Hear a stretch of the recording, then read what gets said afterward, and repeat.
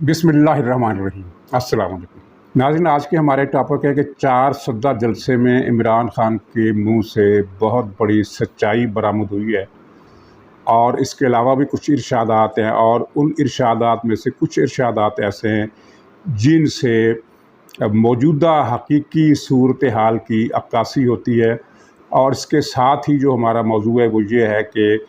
یہ تسلسل سے خبروں کا ایک معاملہ چل رہا ہے کہ 2 ملاقاتیں ہو گئی، ڈیل ہو گئی، معاملہ طے ہو گئے، الیکشن کا اعلان جلد ہونے والا ہے، شہباز حکومت کو کہہ دیا گیا ہے کہ وہ گھر جائے۔ اس کے پیچھے کیا پس منظر ہے؟ اور تیسرا یہ ہے کہ عمران خان نے اپنی پارٹی کے اجلاس میں ان کے طرز عمل اور رویے کے بارے میں مایوسی ظاہر کی ہے، اور تقریباً رو دینے کے انداز میں، روئے نہیں لیکن انداز اس طرح تھا جیسے بے بسی، غصے کی کیفیت میں آدمی ابھی رویا کہ رویا، اس طرح کا معاملہ تھا۔ تو اس کا کیا قصہ ہے؟ لیکن اس سے پہلے ناظرین، آپ اندازہ کیجئے کہ پنجاب پر کیسا شفاق اور بے رحم آدمی برسر اقتدار آ گیا ہے، بلکہ 3 رکنی بینچ نے اسے بٹھا دیا ہے۔ اس نے سندھ کے لیے جو امدادی سامان سندھ کی حکومت نے پنجاب سے خریدا تھا، ظاہر ہے سندھ میں تو تمام علاقے پانی میں ڈوب گئے، وہاں سے تو نہ آٹا مل رہا ہے نہ کچھ اور مل رہا ہے، تو یہاں سے آٹا اور دوسری امدادی چیزیں خریدی سندھ گورنمنٹ نے اور انہیں ٹرکوں پر لوڈ کیا۔ لیکن جب یہ سارا امدادی سامان بارڈر پر پہنچا تو پنجاب حکومت نے یہ سامان ضبط کر لیا کسی وجہ کے بتائے بغیر۔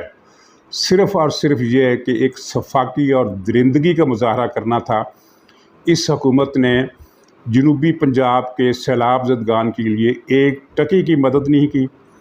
نہ کوئی وزیر گیا، نہ وزیر اعلیٰ گیا۔ بالکل وہی صورتحال جو پختونخوا میں ہے کہ کل ہی ایک حامد میر صاحب کا پروگرام نشر ہوا، تو اس میں لوگوں نے بتایا کہ جناب یہاں پاکستان کی ہر پارٹی کے لوگ آئے ہیں متاثرین سے ہمدردی ظاہر کرنے کے لیے اور امداد لے کر، اور اگر کوئی نہیں آیا تو وہ کے پی کی حکومت کا کوئی عہدیدار نہیں آیا۔ اور اس کا پھر ایک رد عمل بھی ہم نے دیکھا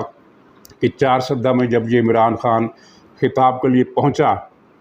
تو وہاں سیلاب زدگان جمع تھے اور انہوں نے احتجاج کیا، اور جلسے کی حاضری بھی شرمناک حد تک کم تھی، اگرچہ پی ٹی آئی نے جو سسٹم بنا رکھا ہے، فواد چودھری نے اور دوسروں نے، کیونکہ کسی اور فوٹوگرافر کو تو لائیو کوریج کی اجازت نہیں ہوتی، لیکن جو نجی فوٹوگرافر ہے وہ کچھ نہ کچھ فلمیں بنا لیتے ہیں۔ تو یہ جلسہ بھی ان ناکام جلسوں میں سے تھا۔ حالیہ عرصے میں عمران خان نے جو 10 جلسے کیے ان میں سے 6 جلسے ناکام ہوئے اور 4 جلسے کامیاب ہوئے، اور اس پر بھی یہ پروپیگنڈا مہم زوروں پر ہے، اور کوئی اس کو ڈینائی کرنے والا نہیں ہے، کوئی اس کو چیلنج کرنے والا نہیں ہے، کیونکہ میدان میں مسلم لیگ اس طرح سے نہیں ہے جس طرح اسے ہونا چاہیے کہ جناب یہ پاپولیرٹی کا جو فسانہ گھڑ کر ایک بٹھایا جا رہا ہے لوگوں کے ذہن میں ایک نقشہ، وہ کتنا جھوٹ ہے اور کتنا بے بنیاد ہے۔ اور سیلاب زدگان ہی کا رد عمل سمجھ لیجئے، یا جنوبی پنجاب میں جو فضا بدل گئی ہے، پی ٹی آئی کو بڑا زور تھا پچھلے الیکشن میں، تو لیاقت پر جو جنوبی پنجاب رحیم یار خاص ضلع کا ایک تحصیل ہے، وہاں سے جو ایم این اے صاحب ہیں، امین عالم صاحب، پی ٹی آئی کے سٹنگ ایم این اے، انہوں نے پارٹی چھوڑ کر پیپلز پارٹی کا ساتھ دینے کا اعلان کیا ہے۔ تو یہ اس بات کی نشانی ہے کہ جنوبی پنجاب کے سیاسی کارکنوں کو پتہ چل گیا ہے کہ کم از کم ہمارے علاقے میں پی ٹی آئی کا اب کوئی سیاسی مستقبل نہیں ہے، اور یہی صورتحال اب پختونخوا میں پیدا ہو رہی ہے، جہاں 3-4 شہروں میں پی ٹی آئی کے خلاف مظاہرے ہو چکے ہیں، اور پی ٹی آئی کے پے در پہ 2 جلسے ناکام بھی ہوئے ہیں، بلکہ پی ٹی آئی کے وہاں خلاف زیادہ مظاہرے ہوئے ہیں۔ ایک جگہ پر تو محمود خان کو لوگوں نے گھیر لیا اور گالیاں دی، باقاعدہ گالیاں دی، دو بدو روبرو سامنے کھڑے ہو کر محمود خان کو گالیاں دی، اور وہاں ان کے ساتھ وہ ان کا ایک وزیر بھی تھا۔ ناظرین، 4 سدہ کے جلسے میں یہ پہلے تو آپ اس کا غرور اور تکبر ملاحظہ فرمائیے، اس عیاشی کا انداز ملاحظہ فرمائیے کہ یہ پشاور سے اڑا ہے، اور پشاور سے بائی روڈ 4 سدے کا رستہ جو ہے وہ 20 منٹ کا زیادہ سے زیادہ بنتا ہے، اور اس نے یہ سفر بھی 20-25 کلومیٹر کا یہ سفر بھی سرکاری ہیلی کاپٹر پر کیا۔ اب اسے آپ کیا نام دیں گے؟ یعنی اس شخص کی نیچر میں اب اتنی رونت، اتنی تعیش پسندی، اتنا غرور اور اتنا تکبر آ گیا ہے کہ یہ سابق وزیر اعظم ہوتے ہوئے بھی اس کے پاس پاکستان میں سب سے زیادہ پروٹوکول ہے، اور سرکاری وفاقی حکومت کی طرف سے بھی اسے 150 کے قریب سیکورٹی کا عملہ دیا گیا ہے۔ اور یہ مجھے سمجھ میں نہیں آتی کہ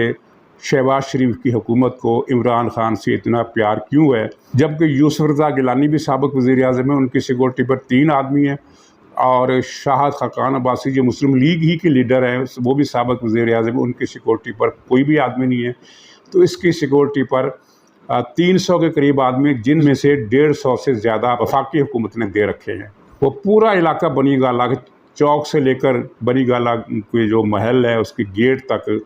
300 آدمی ڈیوٹی دیتے ہیں عمران خان کی سیکورٹی کے لیے، اور جو عمران خان کے ساتھ رہتے ہیں وہ 20 کے قریب گاڑیاں ہیں جو اس کے آگے پیچھے، ان میں وفاقی حکومت کی گاڑیاں بھی ہیں، ان میں رینجرز کی گاڑیاں بھی ہیں، ان میں KP کی پولیس کی گاڑیاں بھی ہیں، ان میں گلگت اور آزاد کشمیر کی گاڑیاں بھی ہیں۔ اتنا بڑا قافلہ یہ لے کر چلتا ہے، اور یہ پشاور سے 4 صدر تک کا 20-22 کلومیٹر کا یا 25 کلومیٹر کا فاصلہ ہوگا، اس نے یہ گوارا نہیں کیا کہ وہ کار میں بیٹھ کر سفر کرے، یہ ہیلی کاپٹر پر آیا۔ اور جب پنجاب میں بھی جب بھی آتا ہے تو اس کے لیے پنجاب حکومت کا سرکاری ہیلی کاپٹر جو ہے اس کے استعمال میں ہوتا ہے، اور پاکستان میں کوئی ادارہ اس کو پوچھنے کی ہمت نہیں رکھتا کہ تم تو نہ وفاقی وزیر ہو، نہ وزیر اعظم ہو، نہ وزیر کچھ بھی نہیں ہو، اور تمہارے پاس تم اس بات کا کیا جواز ہے کہ تم سرکاری ہیلی کاپٹر استعمال کر رہے ہو۔ اور نہ ہی کسی نے پنجاب اور پختونخوا کی حکومتوں سے پوچھا ہے کہ یہ غیر قانونی کام تم کیوں کر رہے ہو، کیونکہ سرکاری ہیلی کاپٹر نجی افراد کی سفر کے لیے کی سہولت کے لیے استعمال نہیں کیا جا سکتا۔ بہرحال 4 صدہ کے اس ناکام جلسے میں جو سیاسی معنی رکھنے والی جو تقریر کا حصہ ہے وہ میں آگے عرض کروں گا، لیکن پہلے یہ میں بتا دوں کہ اس نے ایک فقرہ کہا کہ قوم کو لا الہ الا اللہ کی غلامی سے نجات دلانا چاہتا ہوں۔ تو یہ میرا ایمان ہے کہ ہم نے پاکستانیوں اپنے آپ کو لا الہ الا اللہ سے آزاد کرنا۔ اب آپ ظاہر ہے کچھ لوگ یہ کہہ دیں گے کہ یہ زبان کی پھسلن تھی۔ اس پر جوابی سوال پھر یہ بنتا ہے کہ آخر یہ اسلام اور کلمے کے بارے میں اس کی زبان کیوں پھسلتی ہے؟ اس سے پہلے بھی اس نے یہی بات کہی تھی کہ کلمے کی غلامی سے نجات دلانا چاہتے ہیں، اس وقت بھی یہی کہا گیا تھا۔ یہ 5-7-8 دن پہلے کی بات ہے، اس وقت بھی یہی کہا گیا تھا کہ یہ زبان کی پھسلن ہے۔ تو یہ زبان کی پھسلن ایسے ہی عنوانات سے کیوں ہوتی ہے؟ جب نبی کا ذکر آتا ہے، جب قرآن پاک کا ذکر آتا ہے، جب اسلام کا ذکر آتا ہے تو اس کی زبان پھسل جاتی ہے، اور جب خاتم النبیین کا ذکر آتا ہے تو اس کی زبان پھسلتی نہیں ہے بلکہ رک جاتی ہے، مفلوج ہو جاتی ہے، یہ نام زبان سے نکلتا ہی نہیں ہے۔ تو بہرحال جو بھی ہے، اب اس کو آپ زبان کی پھسلن کہہ لیجئے، جان بوجھ کر دانستہ کی گئی شرارت کہہ لیجئے، جو بھی کہہ لیجئے، حقیقت یہ ہے کہ اس کے منہ سے اس کے دل کی بات نکل گئی ہے، ایک سچی بات اس کے منہ سے نکل گئی ہے، کیونکہ یہودیوں اور BJP کا چھوڑا ہوا یہ ایجنٹ جسے مقامی سہولت کاروں کی مدد سے پاکستان پر مسلط کیا گیا، یہ اس کو مسلط کرنے کا مقصد ہی یہی تھا کہ پاکستان کا آئین ختم کیا جائے اور پاکستان کا وفاق ختم کیا جائے۔ بہرحال عمران خان کا شکریہ کہ اس کے منہ سے ایک سچ نکل گیا۔ اب جو ترجمہ کرنے والے ہیں وہ کرتے پھریں کہ یہ زبان کی پھسلن ہے، اور وہ ٹن آدمی ہے، نشے میں رہتا ہے، اس کو پتہ نہیں چلتا کہ میں کیا کہہ رہا ہوں۔ جب اپنی بات آتی ہے تو اس کی زبان نہیں پھسلتی۔ اچھا، اس جلسے میں جو سیاسی بات تھی اس سے پہلے اس کی 2-3 باتیں میں اس نے ایک تو یہ کہا کہ مولانا فضل الرحمان وہ آدمی ہے جس سے کوئی بھی فتویٰ اس سے پیسے دے کر لیا جا سکتا ہے۔ اسے اس کی مثالیں دینی چاہیے تھی کہ مولانا فضل الرحمان نے کون سا فتویٰ پیسے لے کر دیا۔ پیسے لے کر وہی فتویٰ دیا جاتا ہے جو خلاف اسلام ہو۔ اسلام کے مطابق تو فتویٰ کوئی بھی عالم دے سکتا ہے، وہ دیتا ہے، لیکن اسلام کے خلاف فتویٰ اگر کوئی لینا ہو، غیر حقیقی فتویٰ کو لینا ہو، تو پھر علماء کو پیسے دیے جاتے ہیں کہ یہ اس طرح کا گول بول فتویٰ دے دو۔ تو ظاہر ہے مولانا فضل الرحمان نے کوئی ایسے فتوے دیے ہوں گے جو عمران خان کے علم میں ہیں اور پاکستان کے باقی لوگوں کے علم میں نہیں ہیں۔ تو ان کو چاہیے تھا کہ یہ وہ فتوے بتاتا کہ مولانا فضل الرحمان نے فلاں موقع پر یہ غلط فتویٰ دیا، اس نے پیسے لیے تھے، نہیں بتایا۔ لیکن اگر وہ یہ سمجھتا ہے عمران خان کہ مولانا فضل الرحمان پیسے لے کر فتوے دیتے ہیں تو بھائی ایک فتویٰ تم بھی لے لو، पैसे देकर कि इद्दत के दौरान निकाह जायज़ होता है। ये फतवा आज तक किसी पाकिस्तान के आलमी दीन ने नहीं दिया। तो अब तुम्हें पता चल गया है कि एक आलमी दीन ऐसा है जो पैसे लेकर फतवे देता है, तो उससे ले लो। ये वो फतवा है जो तलम्बे का रासपुटीन है वो भी नहीं दे सका। बहरहाल इसको चाहिए कि मौलाना फजल रहमान से रब्ता करे और कहे कि हजूर मैं इतना नजराना पेश करता हूँ, ज़रा ये इद्दत में निकाह के जायज़ होने का फतवा दे दो ताकि मेरी जान छूटे। कई लोग मुझ पर एतराज़ात करते हैं। दूसरी बात उसने की कि 4 सद्दा के लोगों, अगर इस मरतबा में हुकूमत में आया तो ऐसे किसी शख्स को वज़ीर नहीं रखूँगा जिसकी जायदादें पाकिस्तान से बाहर हैं। अब अगर वाली बात तो बड़ी दूर की बात है, ये कहाँ से बरसत इक़्तिदार आएगा। इसको आइंदा जो महीने हैं इनमें इसके लिए बहुत सारे ख़तरात हैं। तो अल्लाह माफ़ करे, इसका जो अंजाम है वो बड़ा तज़लील आमेज़ है। अभी इसकी ज़िल्लत का पीरियड चल रहा है, 8 महीने से इसकी ज़िल्लत का पीरियड चल रहा है। ये टक्करे मार रहा है और कई अरब रुपए इसने जलसों पर ख़र्च किए हैं। 5 महीनों में 6-7 अरब रुपए से ज़्यादा की रकम खर्च की है और सैलाब ज़दगान को इसने टके की इमदाद नहीं दी है। वो जो मैंने जिक्र किया था ना कि ये 10 ट्रक लेकर गया है और उसमें थोड़ा थोड़ा सामान था, 2-4 पैकेट आटे के, 2-4 बोतलें किसी ट्रक में, 2-4 बोतलें किसी ट्रक में। तो ये बाद में फिर रिपोर्ट आई कि इमरान खान ने तस्वीरें खिंचवाई, फ़िल्म बनवाई और जब फ़िल्म बनवा कर वो चला गया तो वो ट्रकों को बंद करके वापस ले जाया गया। यानी किसी को इमदादी सामान, वो जो नाम नहाद बराए नाम सामान लेकर गया था, वो भी तकसीम नहीं किया। ये ऐसा शख्स है ये। तो इस जलसे में उसने कहा कि किन किन वज़ीरों को, तो बज़ाहिर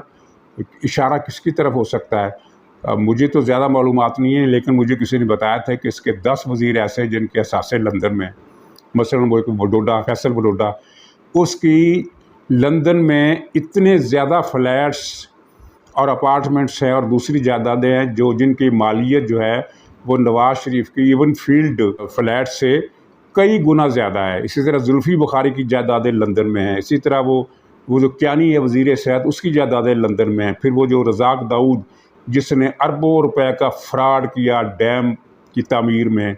और इसको भी पत्ती दी भारी, उसकी जायदादें लंदन में। और भी की वज़ीर है, शायद ये उनको सुना रहा। और ख़ास तौर पर मुझे लगता है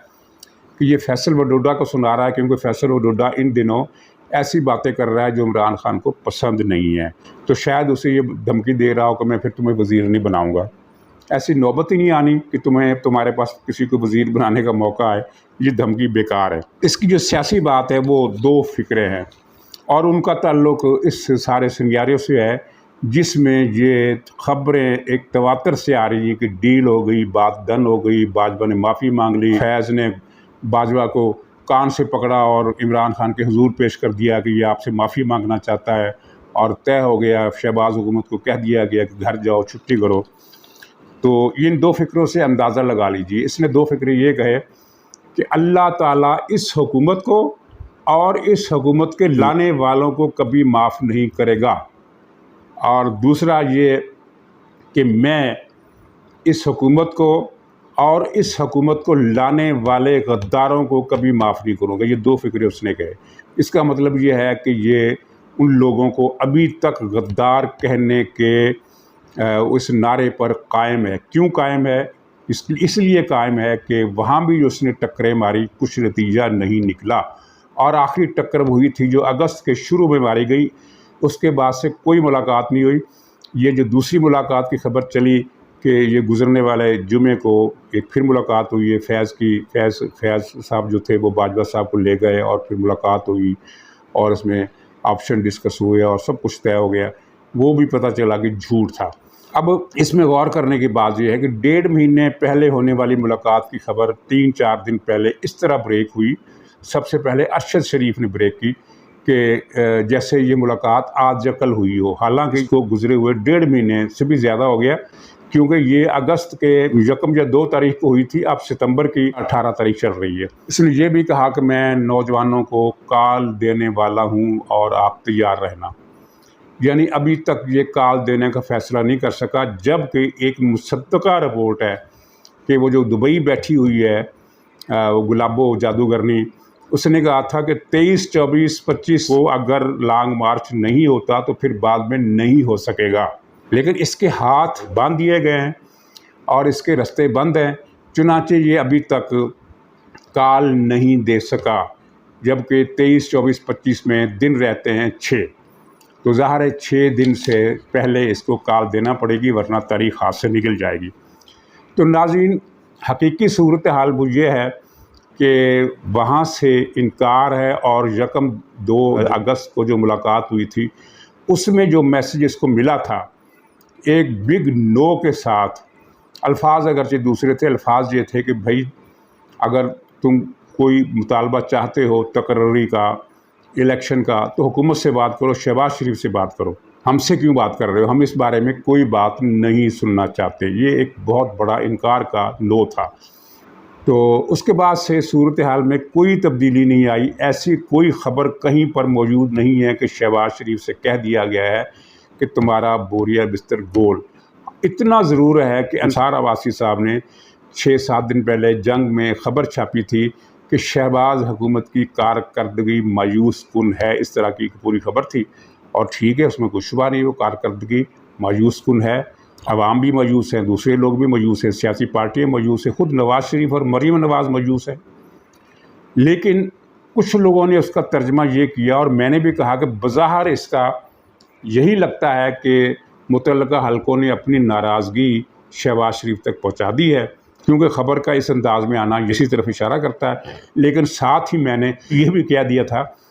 کہ ناراضگی اور مایوسی ظاہر کر دی گئی ہے، لیکن اس کا یہ مطلب نہیں نکل رہا،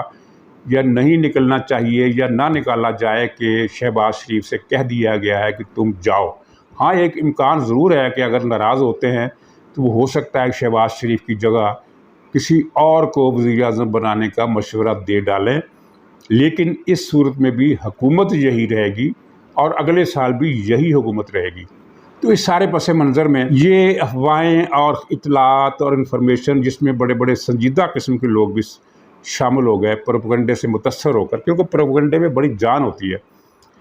مجھے 10 رپورٹر اگر آ کر بتائیں، میرے رپورٹروں سے رابطہ رہتا ہے، اگر 10 رپورٹر مجھے ایک ہی دن 1 گھنٹے کے اندر اندر فون کر کے کہیں کہ شہباز حکومت کل چلی جائے گی، تو مجھے یقین آ جائے گا، کیونکہ ظاہر ہے 10 رپورٹر تو جھوٹ نہیں بول سکتے، اور وہ 10 رپورٹر بھی ایک اخبار کے نہیں ہوں، کوئی کسی اخبار کا ہو، کسی کا تعلق لاہور سے ہو، کسی کا تعلق اسلام آباد سے ہو، تو میں یقین کر لوں گا۔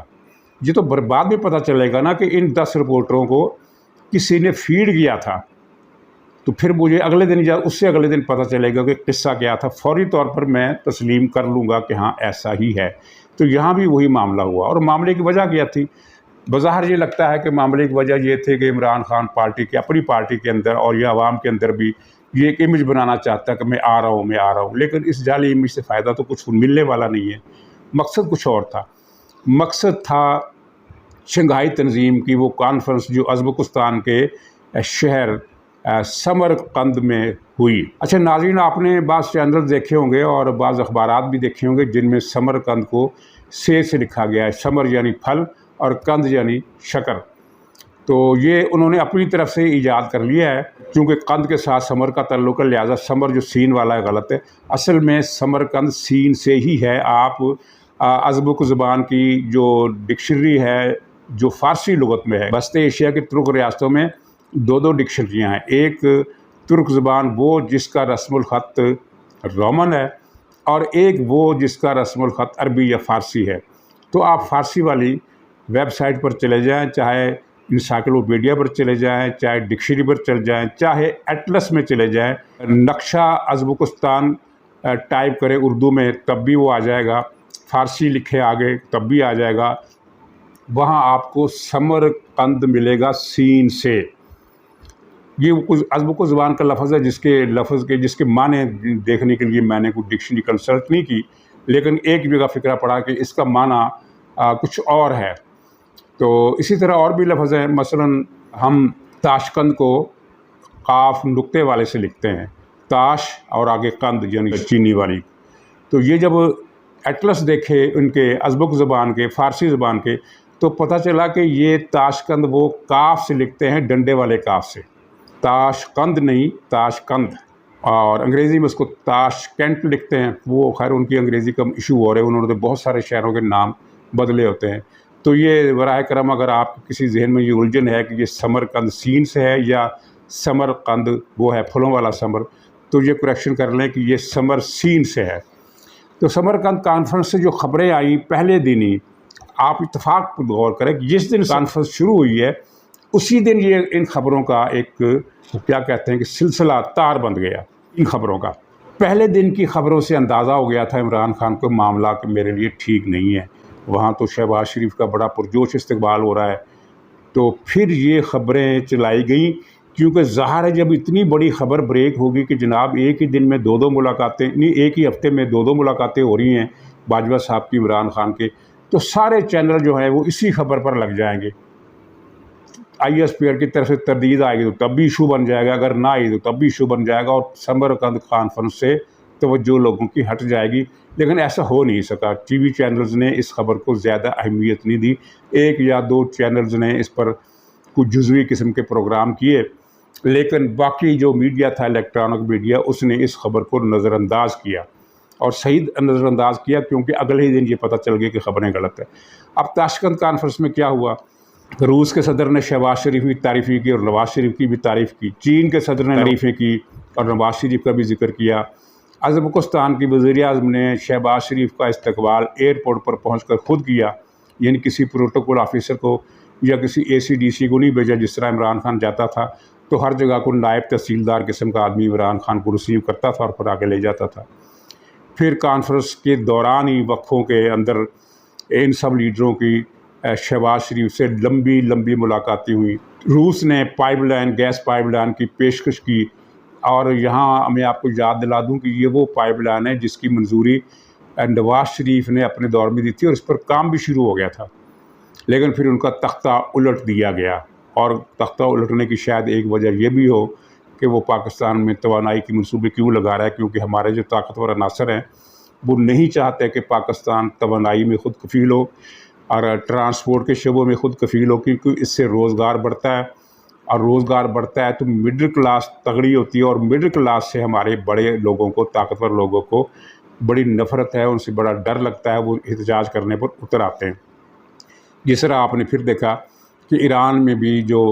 اس وقت ملائی اشرافیہ مسلط ہے وہ بھی مڈل کلاس کو بتدریج ختم کر رہی ہے، کیونکہ مڈل کلاس اس کے لیے ایک خطرہ ہے۔ اب کل انہوں نے پرسوں ایک خاتون کو انہوں نے قتل کر دیا، جب 20 سال کی لڑکی تھی، بلکہ اس کو بچی کہنا چاہیے۔ اس نے سر پر دوپٹہ نہیں پہنا ہوا تھا، تو بجائے اس کے کہ اسے کہتے ہیں کہ تم دوپٹہ پہن لو، اسے مار کر جان سے مار دیا گیا، اور اس کے بعد پھر تہران کی مڈل کلاس سڑکوں پر نکل آئی۔ انہوں نے خامنائی صاحب جو قتل عام کا آرڈر وغیرہ دیا کرتے ہیں ان کے پوسٹر جلا دیے، تصویریں جلا دی، جھنڈے جلا دیے۔ خیر کچل دیں گے اس تحریک کو بھی، لیکن کہنے کا مطلب یہ ہے کہ یہ مڈل کلاس ہی ہے جو فسطائیت کے خلاف مظاہرے کیا کرتی ہے۔ تو مڈل کلاس نشانہ اسٹیبلشمنٹ کا، مڈل کلاس نشانہ تھی ایوب خان کی، مڈل کلاس نشانہ تھی مشرف اور یحییٰ اور ضیاء الحق کی، اور مڈل کلاس نشانہ تھی عمران خان کی۔ تو نواز شریف اس لیے بھی مارا گیا کہ وہ مڈل کلاس کو تگڑا کر رہا تھا، اور پیپلز پارٹی سے بھی نفرت کی وجہ یہی ہے کہ وہ بھی اربنائزیشن کی اسکیم میں کسی نہ کسی حد تک ملوث تھی۔ یہ ساری چیزیں جو تھیں عمران خان کے لیے سخت حوصلہ شکن تھی، اور پی ٹی آئی کے سوشل میڈیا ونگ پر جو کچھ چل رہا ہے وہ ان کی گریہ وزاری ہے، آہ و بکا ہے، ایک صفحہ ماتم ہے جو بچھی ہوئی ہے، معاہدوں کی پیشکشیں ہو رہی ہیں، سی پیک کی بحالی کی باتیں ہو رہی ہیں، تعاون کی باتیں ہو رہی ہیں، اور ایسا کچھ انہیں سننے کو مل رہا ہے جو ان کا خیال تھا کہ شاید ہمیں سننے کو نہ ملے۔ اور اگر عمران خان سے پوچھو تو وہ یہ کہے گا کہ کاش ایسی باتیں سننے سے پہلے میں مر جاتا، اس طرح کی فکریں وہ کہتا رہتا ہے۔ تو ناظرین یہ تھا وہ بیک گراؤنڈ جن میں یہ افواہوں کی، غلط اطلاعات کی، ڈس انفارمیشن کی، فیک نیوز کی ایک کمپین چلی، اور شنگھائی کانفرنس کے ختم ہوتے ہی یہ کمپین بھی اپنے انجام کو پہنچ گئی۔ اب آپ کو سمجھ میں آ گیا ہوگا کہ اصل کہانی کیا ہے۔ اصل کہانی تو یہ ہے کہ یہ بیچارہ کال دینے کے بھی قابل نہیں رہا ہے، اور دعائیاں دے رہا ہے کہ معاف نہیں کروں گا، نہ میں معاف کروں گا نہ اللہ معاف کرے گا، ماشاءاللہ۔ تو ناظرین اجازت دیجیے، انشاءاللہ اگلے بلاگ میں پھر ملاقات ہوگی، تب تک کے لیے خدا حافظ۔ میری پوری کوشش ہے کہ میں اپنے نبی صلی اللہ علیہ وسلم کی آپ کو ان کی زندگی ان کی سیرت سے آپ کو بھی آزاد کروں، کیونکہ ہم ابھی تک حقیقی طور پہ آزاد نہیں ہوئے۔